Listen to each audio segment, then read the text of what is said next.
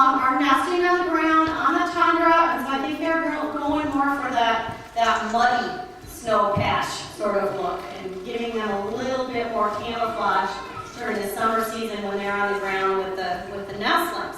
And so this guy came to us 2 years ago when we had so many snowy owls in Iowa. I've been doing rehabilitation for more than 20 years now, and we have not ever had any live snowy owls come in. Usually we get to see them, oh, here's one that got hit by a car, here you go, and he was already gone. So that year we had 12 snowy owls come in. All of them were starving, absolutely starving, and so they're normally supposed to weigh, females can weigh 4.5 pounds. These guys, the males, are in that close to 4-pound range. Most of them were coming in 2 pounds 8 ounces, 2 pounds 6 ounces. They lost more than half of their body weight, and so I think they traveled a long distance. I think they got to Iowa, and they really were not suited to hunting that type of terrain. These guys are specialists for up on the tundra, where you can sit on a little low rock or a little piece of driftwood and just scan. You can just scan the flat landscape, wait till something runs across the top of the tundra and fly over and grab it. That's a perfect hunting strategy for that kind of habitat. So in Iowa, we were finding them trying to hunt the edge of a picked soybean field in January.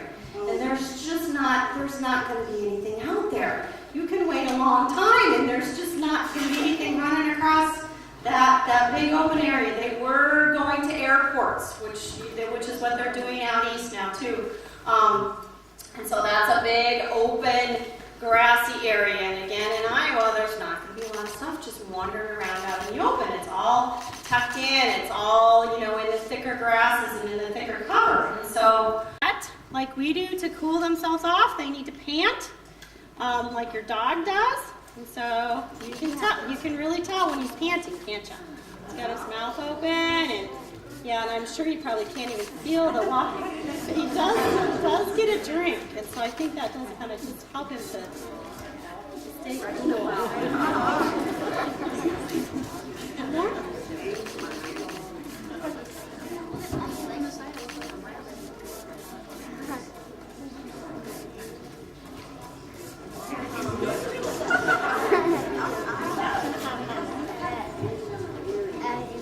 Trying to hunt their normal method on the tundra, and that really was not working for them in Iowa. Our prairie owl will fly over the tops of the tall grasses and looking down in. And these guys weren't doing that. They weren't hunting from a high perch, and so they were starving to death when they came down to Iowa. And so we were able to release one female, but most of them died, even though we got them on fluids and we got them on easy to digest food. After you've lost half your body weight, and you can think about that, even if you have extra and you divide your body weight in half, most humans are not even going to be able to be alive at that point in time. This guy made it because he dislocated his elbow first, before he got to the point of really severe starvation. And so the elbow on the outside, a dislocation is about as bad as a compound fracture. Usually dislocations, they tear ligaments and tendons away from bone tissue. And to try to get that to heal properly is really difficult. Usually we can get it so it folds up nicely, but it doesn't quite stretch out as far as it needs to for him to be able to be an effective flyer. So I'm going to do the same thing with this guy. I'm going to put the microphone down and walk around a little bit so you can get a chance to see him quick. And then we'll go to your next.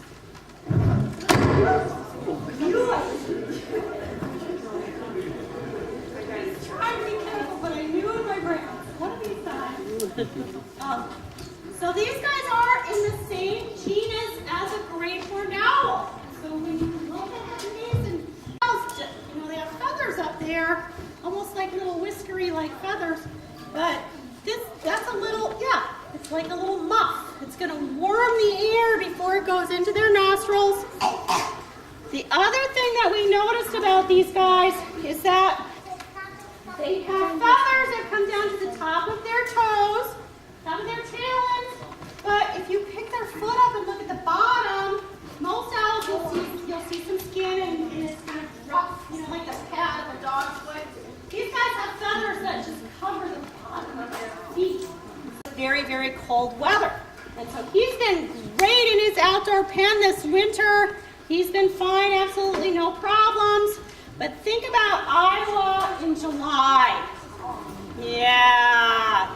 So we have an insulated pen that we designed for our swans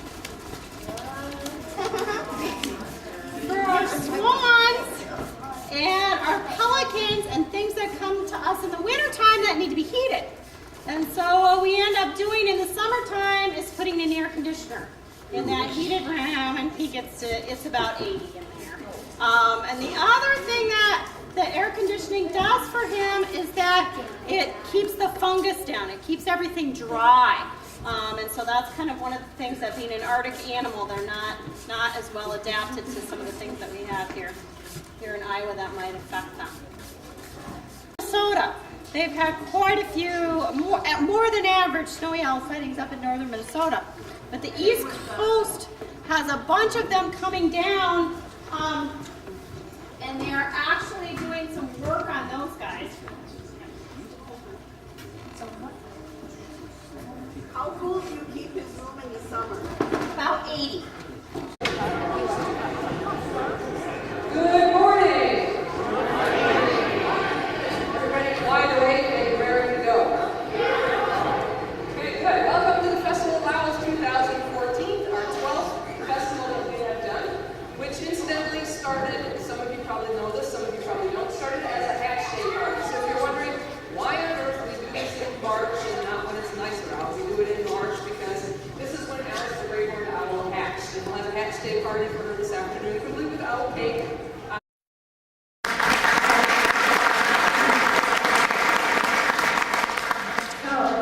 That reminds me, there's something about clapping. The frequency of that sound is really scary to the birds. And so if you guys ever feel like clapping when we have birds out, yeah, we'll do the sign. This is wonderful. I just learned this a month ago or so. Sign language clapping is like this. And so that works perfect for owls. So we'll stick with sign language clapping.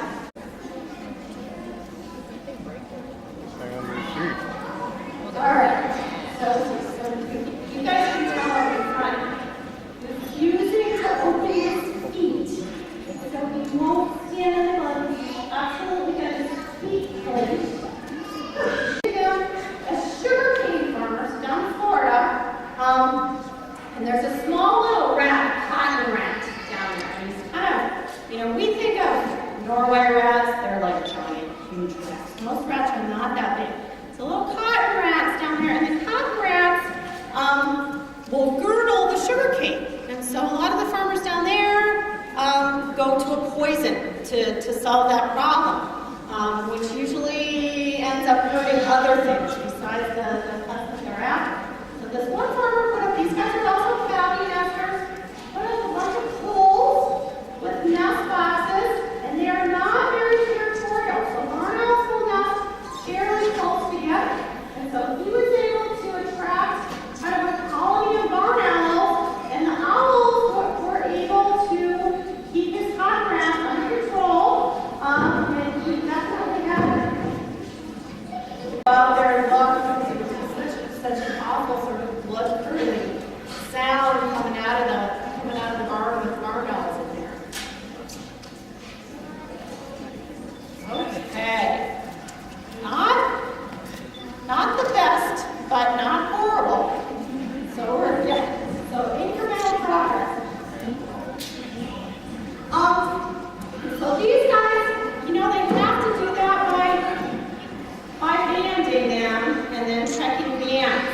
And so, let me